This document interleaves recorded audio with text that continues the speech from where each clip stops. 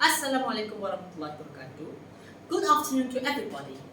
My name is Muhammad Hassani Bayuzairin from Tslb. Okay, first, let's try to figure out the riddle given. The parents lent the boy $100, the mother $50, and the father $50. The boy bought a shirt that cost $97. He has $3 change, but then he decided to give $1 to his mom, $1 to his dad, and $1 to himself. He owed his mom $49 and his father $49. Combined, that is $98. Plus the $1 he kept is $99. So, where is the other dollar? This riddle is illogical. But what is logical from this riddle is that the boy is irresponsible. Why will I say that? From my point of view, the boy wasted the money to buy an expensive shirt, thus almost utilized all the money instead of finding a cheaper shirt as an alternative to achieve the same goal, which is to have a piece of clothing. We can relate the situation with how our ignorance towards our planet that leads to global warming. Similarly, how the boys agreed to buy an expensive shirt that reflects how us humans utilizing all of planet resources until it is almost depleted to feed our greed of wealth.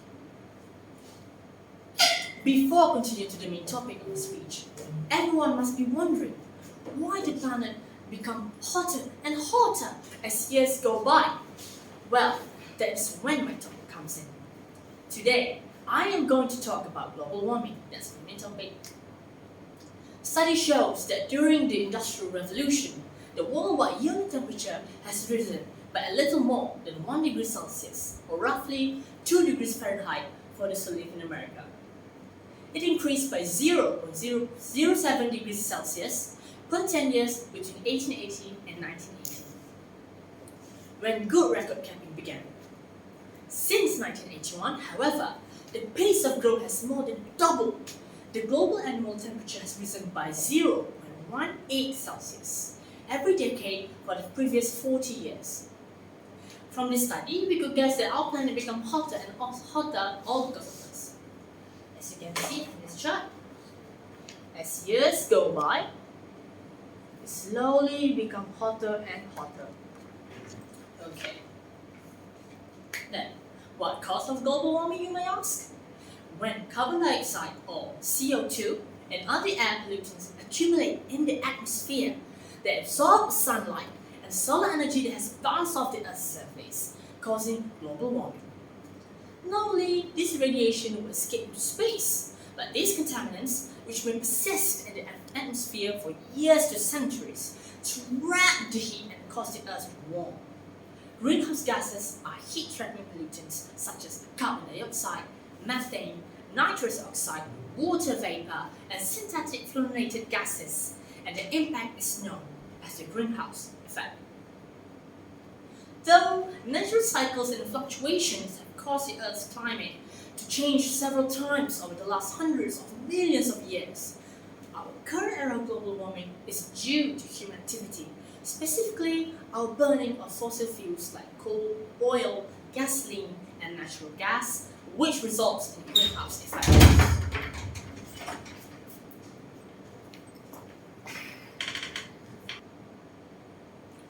Transportation accounts for 29% of greenhouse gas emissions in the United States, followed by power production 28% and industrial activities 22%. Okay, from the chart here, we can see that China emits the largest volume of carbon dioxide.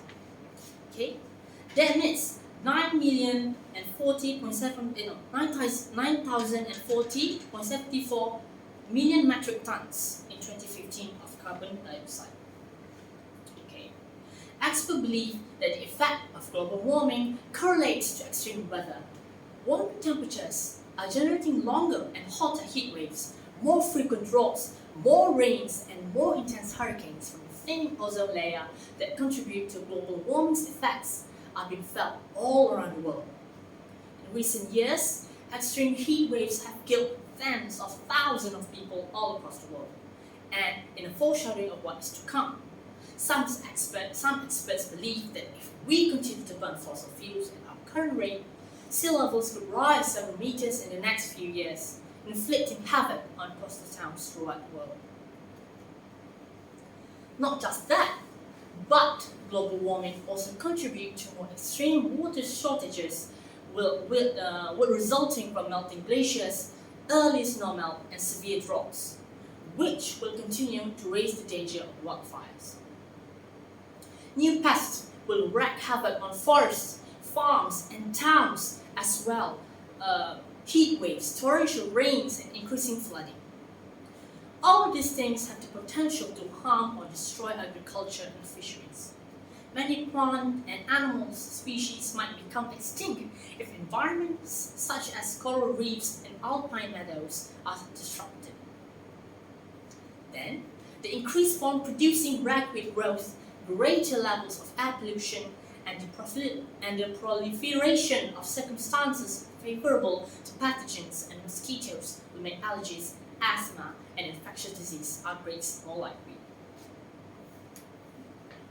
As you can see here is the effect of the greenhouse effect. Ladies and gentlemen, the solution of this, it is as simple as humans just need to reverse the devastating effects. To avert disastrous climate change, drastic reductions in emissions are required, as well as widespread usage of alternatives to fossil fuels. The good news is that governments all around the world have legally committed to reducing their emissions, establishing new criteria, and developing plans to achieve or even surpass those levels.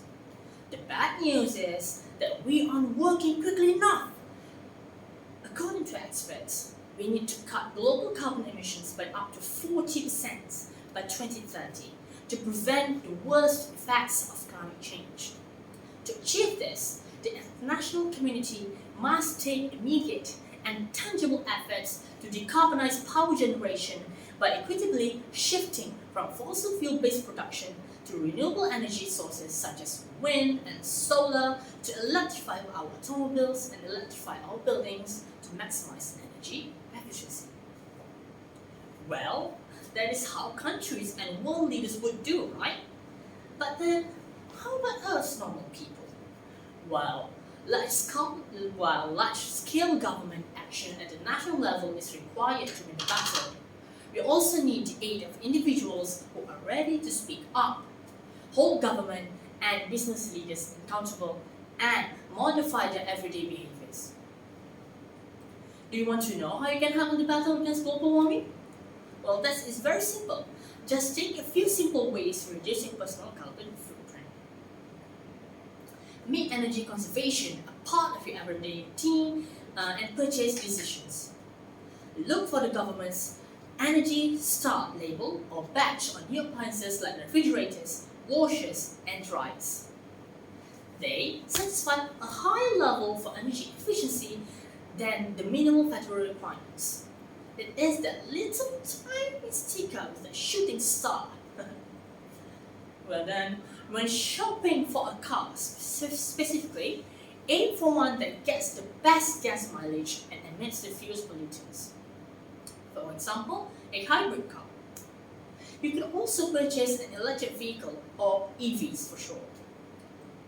With the exception of the carbon intensity of the manufacturing process, electric automobiles are greener than petrol or diesel cars in a number of significant ways, although this will change as economies of scale are achieved through mass production. EVs are significantly more energy efficient than internal combustion engine cars, using less energy to drive from point A to point B. Less energy utilized implies reduced energy generated, which means less CO2 emissions from non-renewable energy sources and the energy supply chain as a whole. EVs generate no toxic exhaust gases or soot in highly populated regions since they have zero exhaust emissions. Similarly, because coal is now a minor component of the power mix, contemporary power generation emits very little pollutions. Exhaust emissions from internal combustion engines, on the other hand, are a substantial source of CO2 that contributes to global climate change and air pollutants that impair people's health locally. EVs could be very expensive, but since the company, Tesla, if you know it, leading the advancements of EVs, they could encourage other manufacturers to bring electric cars to the market. It is a good thing, and they need to bring it to market and keep iterating and improving and make better and better electric cars. And that's what's going to result in humanity achieving a sustainable transport future. We could predict that EVs could be accessible to everyone just like internal combustion cars do. As the CEO of the company, Tesla himself, Elon Musk, said, quote unquote, "I think there are more politicians in favor of electric cars than against. There are still some that are against, and I think the reasoning for that varies depending on the person. But in some cases, they just don't believe in climate change. They think oil will last forever." Close. These days, cars have been more eco-friendly. When possible, you may also limit air emissions by utilizing public transit or carpooling. Okay, that's all from me. Assalamualaikum warahmatullahi wabarakatuh.